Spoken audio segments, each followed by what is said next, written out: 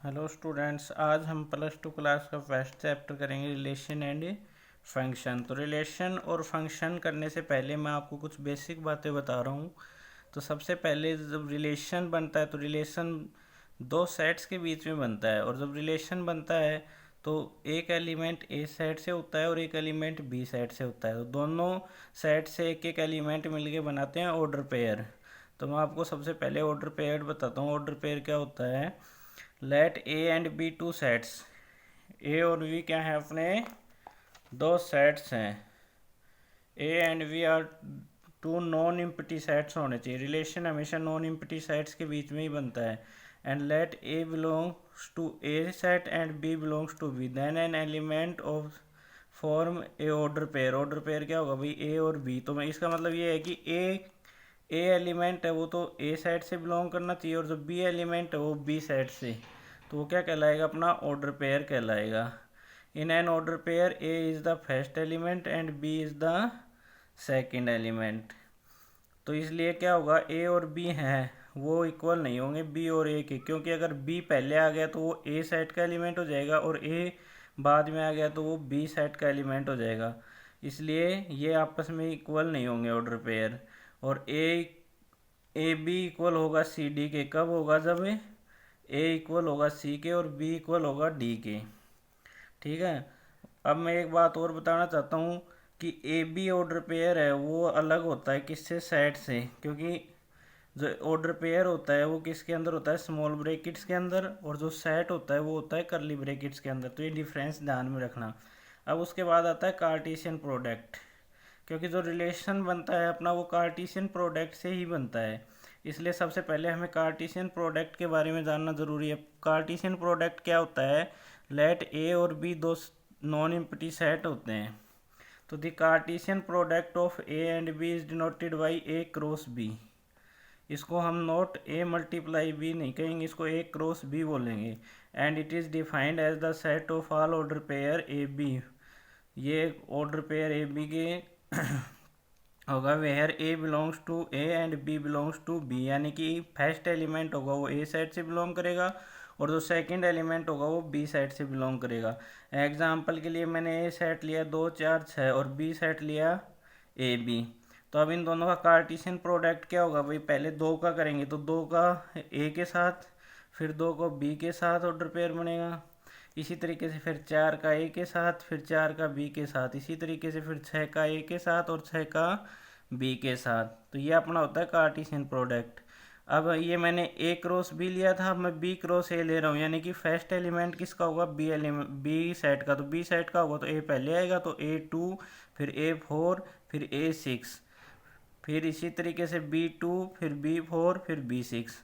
अब देखो भाई, ए क्रॉस बी क्या था उसके ऑर्डर पेयर देखो, और बी क्रॉस ए क्या था, क्या दोनों सेम आ रहे हैं? नहीं आ रहे ना। इसलिए ए क्रॉस बी है वो हमेशा अनइक्वल होता है बी क्रॉस ए के।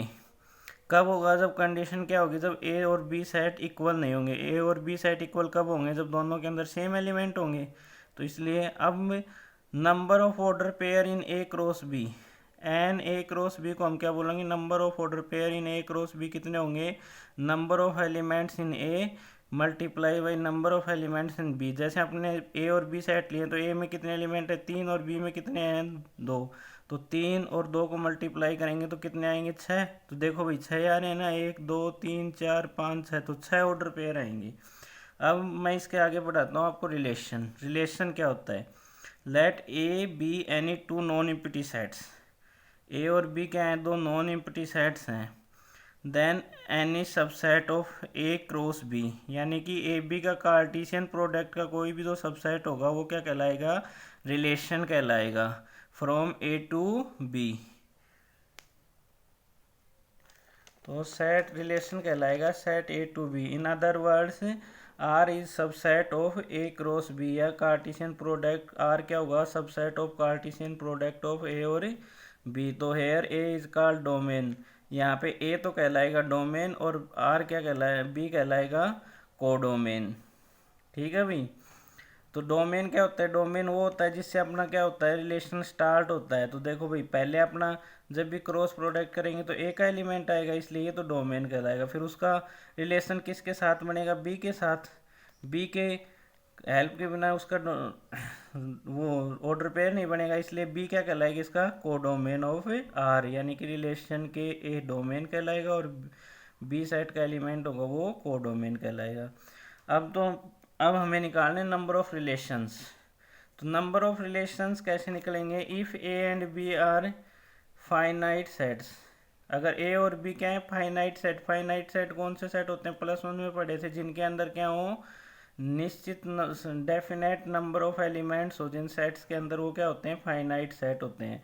कंसिस्टिंग, मान लो ए के अंदर m एलिमेंट है और b के अंदर n एलिमेंट्स हैं रेस्पेक्टिवली। देन ए क्रॉस बी, तो ए क्रॉस बी में भैया अपने ऑर्डर पेयर कितने आएंगे, m इंटू एन, और जब m इंटू एन आएंगे तो अपने नंबर ऑफ रिलेशंस आएंगे 2 m इंटू एन। ये फॉर्मूला होता है नंबर ऑफ रिलेशन निकालने का।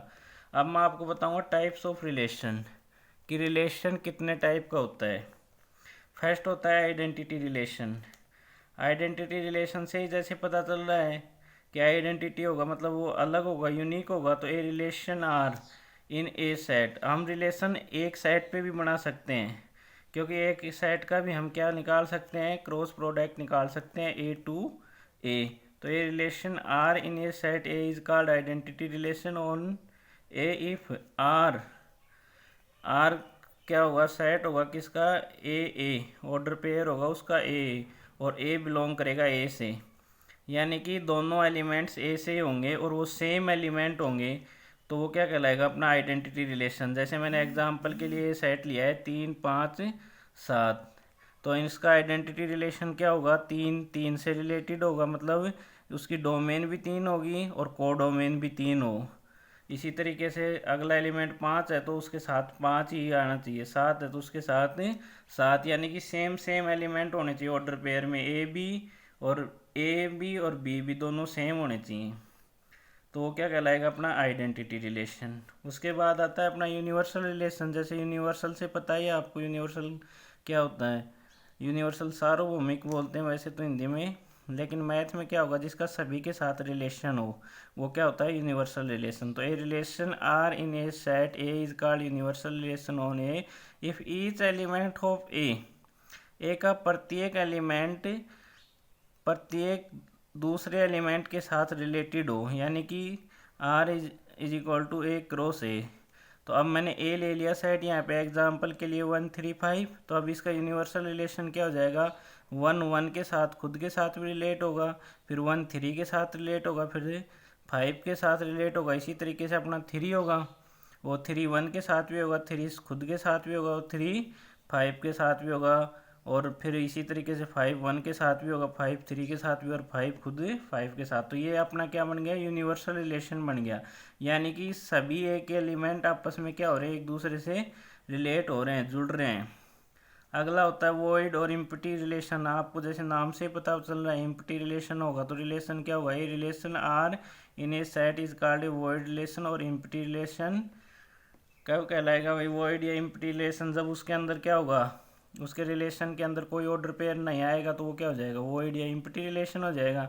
या ऐसा रिलेशन हो जाएगा कि उस सेट के ऊपर कि उसका कोई ऑर्डर पेयर कंसिस्ट ना करे, तो वो होता है अपना वॉइड या इम्पटी रिलेशन। तो if no element of A is related to an element of A, अगर ए का कोई भी एलिमेंट अपने दूसरे एलिमेंट के साथ रिलेटेड ना हो, तो वो क्या हो जाता है, अपना इम्पटी या वॉइड रिलेशन हो जाता है। जैसे R is equal to 5 is a proper set of, तो भाई 5 आपको पता है सभी का सबसेट होता है, ए क्रॉस ए का 5 अगर सबसेट हो गया तो उसका रिलेशन क्या हो जाएगा, वॉइड हो जाएगा। जैसे मैंने ए लिया AIOU, और इसका एंड ए रिलेशन ऑन ए लिया मैंने, गिवन बाई आर का क्या ले लिया मैंने, relation AB such that A belongs to A और B belongs to A and AB are consonant. अब मैंने यहाँ पे वाउल ले रखे हैं और यहाँ पे मैंने क्या रिलेशन में क्या ले लिया, कॉन्सोनेंट ले लिया, तो क्या ये इसका ऑर्डर पेयर बनेगा, इसका ऑर्डर पेयर नहीं बनेगा, तो नहीं बनेगा तो ये क्या हो जाएगा, अपना इम्पटी रिलेशन हो जाएगा। उसके बाद आता है अपना inverse relation. If R is a relation, inverse का मतलब क्या होगा, उल्टा, जैसे नाम से ही पता चल रहा है। तो if R is a relation from set A to set B, अगर अपना कोई एक रिलेशन बन गया सेट ए और बी का, then the relation from set B to A is called inverse relation. जैसे मैंने अभी आपको पीछे करके दिखाया था ना, ए क्रॉस बी और फिर बी क्रॉस ए, तो जो बी क्रॉस ए होगा वो क्या कहलाएगा, ए क्रॉस बी का इनवर्स रिलेशन कहलाएगा। ठीक है भाई। तो मैंने एग्जांपल के लिए लिया है अपना आर इनवर्स क्या कहलाएगा, बी ए, यानी कि बी होगा वो किसका एलिमेंट होगा, बी सेट का, और ए एलिमेंट होगा वो किसका, ए सेट का। तो A belongs to A and B belongs to B, तो ये क्या कहलाएगा, अपना इनवर्स रिलेशन कहलाएगा। एग्जाम्पल लिया मैंने, रिलेशन मान लो ए सेट टू बी का रिलेशन अपना बन रहा है 1-2 ऑर्डर पेयर है, 3-4 ऑर्डर पेयर और 5-6, तो इसका रिलेशन, ये रिलेशन बन रहा है अपना ए टू बी। तो इसका इन्वर्स निकालेंगे तो क्या हो जाएगा भाई, उल्टा हो जाएगा। जो 2 था वो तो 2 आगे आ जाएगा, 1 पीछे चला जाएगा। इसी तरीके से 4 आगे आ गया, 3 पीछे चला जाएगा, 6 आगे आ जाएगा, 5, मतलब उल्टा करना है। जो रिलेशन में अपना ए एलिमेंट है वो ए सेट से बिलोंग करता है, तो इनवर्स में जो ए एलिमेंट है वो बी सेट से रिलेटेड होगा। ठीक है भाई, तो वो अपना इनवर्स रिलेशन हो जाएगा।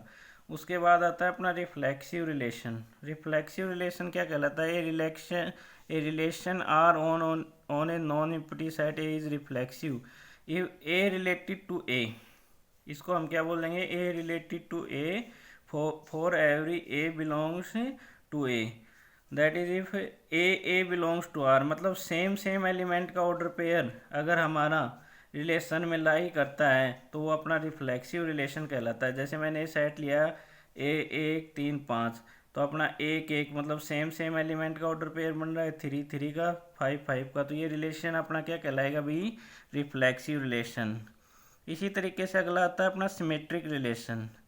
तो इसमें क्या होता है, A relation R on A non empty set is symmetric if A related to B then B related to A, मतलब उल्टा होना चाहिए। अगर ऑर्डर पेयर में 1 2 का ऑर्डर पेयर बन रहा है तो 2 1 का भी ऑर्डर पेयर रिलेशन के अंदर होना चाहिए। If A B belongs to R then B A also belongs to R. मैंने एग्जांपल लेके यहाँ समझाया है कि 2 3 4 हैं। तो अब देखो भाई, यहाँ पे मैंने इसका रिलेशन बनाया 2 2, तो 2 2 को उल्टा करोगे तो भी 2 2 ही आएगा, और 2 3 तो 2 3 है, तो इसका मतलब यहाँ पे क्या होना चाहिए, अपना 3 2 होना चाहिए। तो 3 2 यहाँ पे मिल रहा है अपने को। इसी तरीके से 2 4 है तो इसका उल्टा 4 2 भी मिल रहा है, तो ये अपना सिमेट्रिक रिलेशन हो जाएगा। अगला है अपना ट्रांजिटिव रिलेशन। ट्रांजिटिव रिलेशन के अंदर क्या होता है, अगर अपने किसी रिलेशन के अंदर ए बी आ रहा है, बी सी आ रहा है, तो उसके अंदर हमें ए सी भी मिलना चाहिए। फॉर एग्जांपल अगर मैं ले लूँ, मान लो अपना आ रहा है 1 2 ऑर्डर पेयर, फिर 2 3 ऑर्डर पेयर आ रहा है, तो 1 3 भी उसके अंदर होना चाहिए, तो वो अपना ट्रांजिटिव रिलेशन हो जाएगा।